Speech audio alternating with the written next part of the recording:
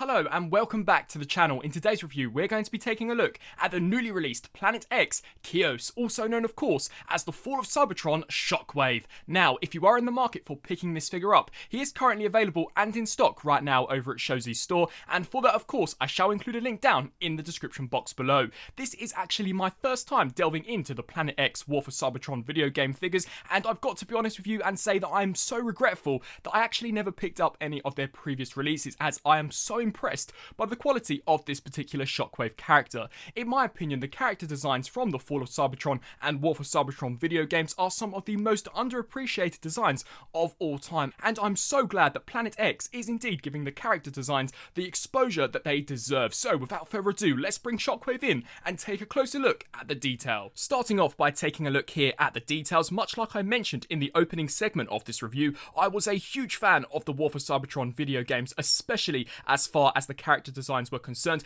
and in my opinion the designs that we saw in that game were some of the best redesigns that we have ever gotten for some of our fan favourite characters. I truly loved how they stayed true to the source material, whilst at the same time gave us a slightly stylistic approach in order to make the designs original to that video game series, and that is no exception here with Shockwave. You can see that there is so much G1 nostalgia with this particular figure, not only as far as the shape of the head sculpt is concerned, but the overall proportions and some of the design elements truly do look as if it is just a continuation of G1, however with a ton of more detail and of course a slightly more stylistic approach. As we take a look here at Shockwave's head sculpt, much like I mentioned, this looks very G1-esque as far as the overall shape is concerned. I love the metallic purple that they do appear to have cast the majority of this figure out of. It definitely does create for a rather premium feel, and I also love the attention to detail, such as the sculpt work that we have here on the sides of Shockwave's ears. We can also see some nice sculpt work there for where his singular Cyclops eye is concerned, and this has been cast out of a purple plastic, although unfortunately there is no light piping on this figure. The surrounding area around the eye has also been picked out in a metallic silver, which truly does make that purple Cyclops eye stick out from the rest of the sculpt. Taking a look here at Shockwave's neck, this is so nicely detailed. You can see how we've got all of this tubing and all of the mechanical components. This, from what I can tell, has been cast out of a metallic grey plastic. It doesn't appear as if it has been painted, although I may be incorrect. Turning here to the chest unit of Shockwave, this has got to be one of my favourite aspects of this character. For those of you who are long-time viewers of the channel, you will all know how much I love transparent plastic, especially when it is used correctly, and I certainly believe that this here is one of those instances. You can see some fantastic sculpt work which is actually underneath a second layer of transparent plastic, and I personally love how this looks. Taking a look at the shoulder sections, you can see how we do have a metallic purple paint application applied over what appears to be a metallic cast piece of grey plastic, and then taking a look at the actual shoulder sections of Shockwave, I love the metallic purple highlights that the figure has got scattered throughout them. Whilst they are fairly subtle, they are very effective and really do help to break up some of the sharper details of the sculpt. Taking a look here at Shockwave's arm, you can see how they have indeed detailed the elbow joint, which I think looks fantastic. This particular incarnation of Shockwave was very beefy and slender at the same time. I really loved how they did execute his design in the game. You can see there we've got the fingers, which look fantastic. Do not worry, I shall get into his awesome arm cannon later on in the review. As we take a look here towards the torso, you are once again able to see some fantastic looking sculpt work, and whilst it is one piece, it at least for me gives me the impression of layered panels. Turning here to the lower section of Shockwave, you can see here that we do have that metallic purple applied over the top of the darker purple, which once again I think works perfectly. In the interior of Shockwave's legs, all of these pistons here have been picked out in that same metallic purple, as so have these circular sections here in the legs, and I love how the gunmetal grey and the purple do complement one another. Turning our attention here down to the legs, you can see how they are very slender and stylistic in their design. I just love the updated approach that the Fall of Cybertron video games did take to some of our favourite G1 characters, and you can see here some nice purple accents here for the side. And then taking a look here at the back of Shockwave, in my opinion this is just as detailed and as interesting as the front. You can see we've got so much sculpt work here which truly does look fantastic, and even the transformation joints too have been cast out of that really nice gunmetal grey. Taking a look here at Shockwave's foot design, this here is actually multi-layered, so we have this secondary layer which sits over the main heel, and this has also been sculpted really nicely. As we flip here to the underside, this is mainly to aid his jet mode, but you can also see how much detail we have got going on there. And of course we have the main wing assembly. Now this is completely adjustable to your own desire. I personally like to have it displayed like this, as it better matches what we saw in the video game. As far as articulation is concerned, Shockwave does have a hinge joint here for the head, which can look up to a great degree as well as can look down. It can of course look left to right. We do get a full 360 here at the top of the shoulder, as well as a butterfly joint which can rock forwards and backwards. We also do get a hinge joint here out to the side, although the shoulder pad is more than likely going to follow it if you do not hold this section here into place due to transformation. We do get a full 360 here at the bicep, as well as a double joint here for the elbow, which I think is awesome.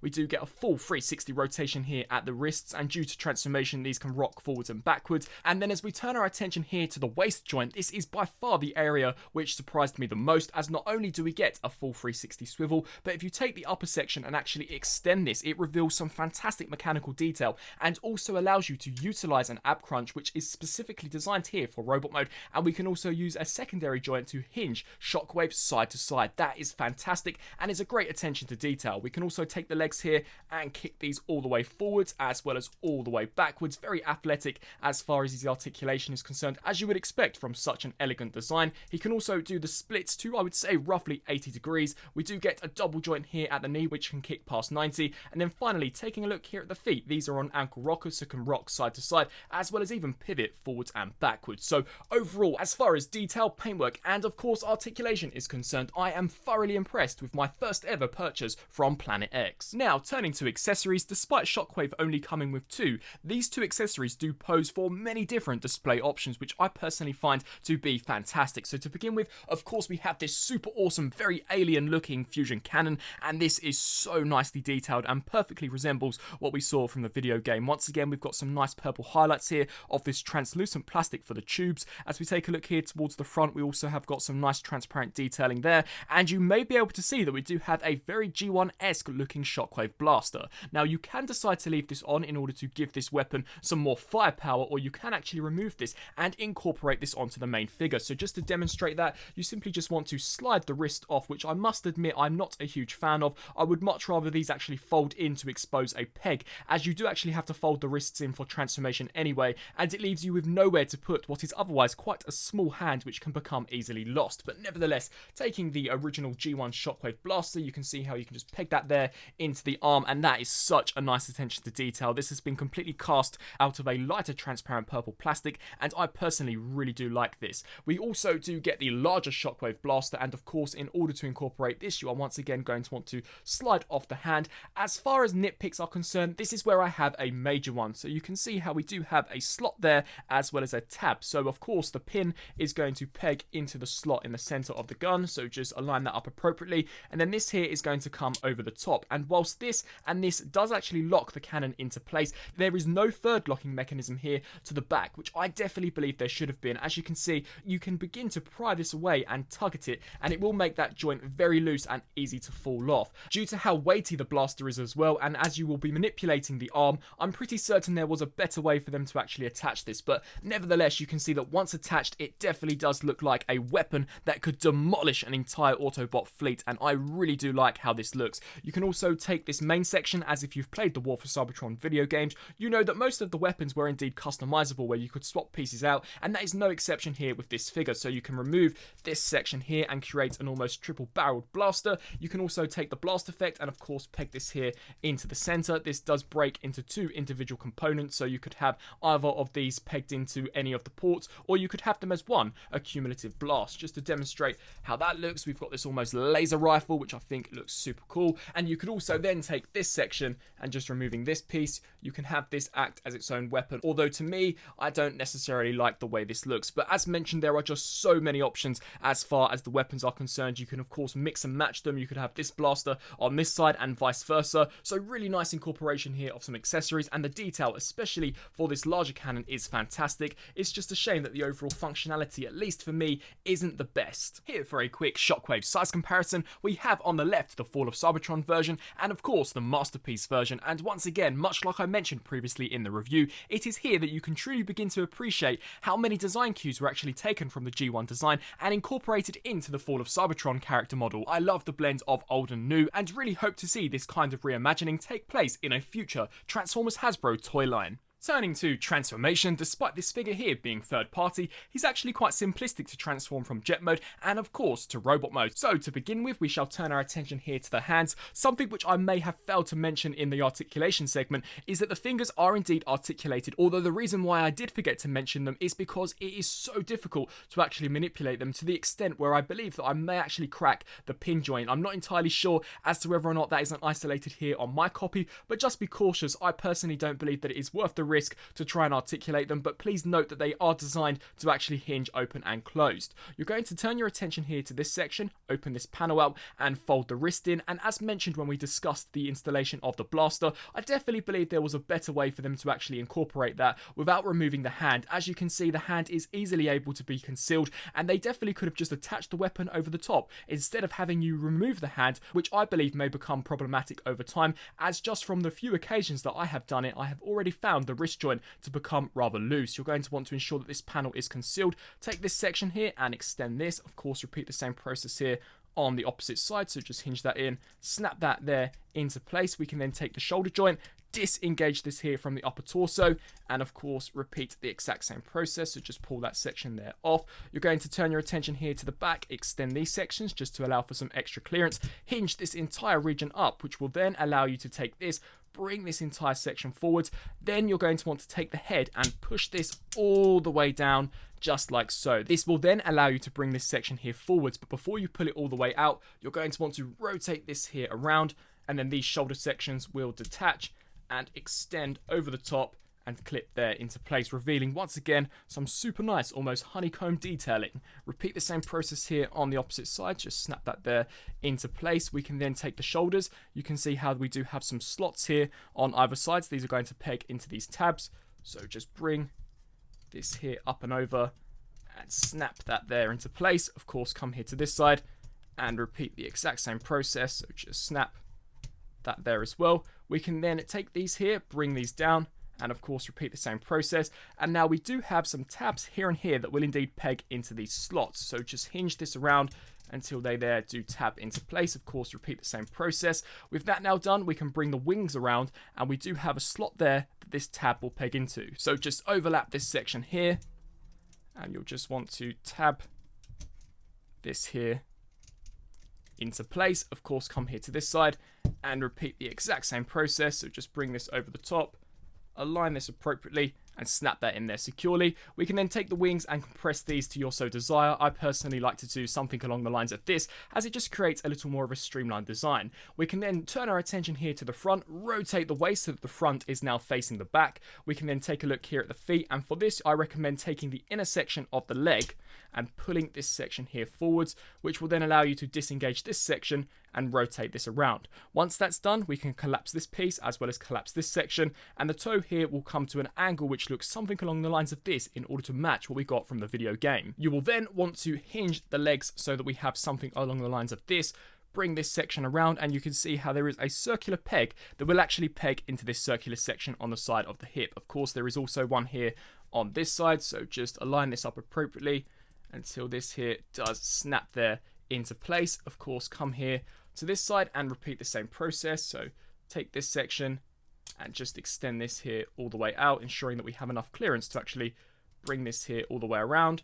Open this section up, bring this section here also all the way around, and just snap that there into place. We can then bring the toes forwards, hinge this here all the way down. Once you have Shockwave's body looking something along the lines of this, that is now where you can proceed to bring in his giant arm cannon and begin transforming this to become the main central section here of the jet mode. So to begin with, you're going to want to take these tubes and rotate these sections here off to the sides. These are more than likely going to actually become detached due to the force and pressure of other joints. However, rest assured, they are easily able to be reattached. We can then take this piece here and essentially just disengage this and hinge this entire region up. That will then allow you to take this section, bring this around, as well as rotate it so that this tab is now facing upwards. Once that's done, you can see various different tabs and slots on this piece. They're actually going to peg here onto Shockwave. So if we flip here to the underside, this slot will indeed house this peg, and then here at the back we have another slot that will indeed house this tab. So just to demonstrate this, of course,